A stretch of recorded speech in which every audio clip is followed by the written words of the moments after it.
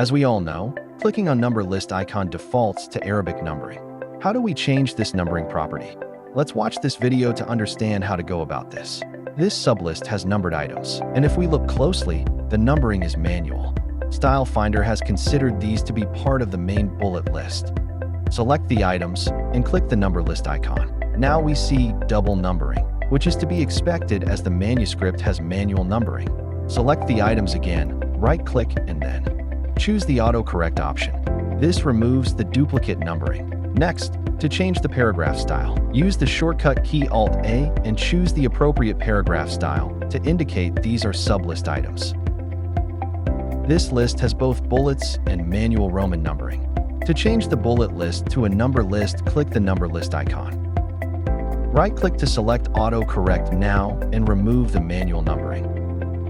Right-click and choose Number List Properties. Select the appropriate numbering for the list.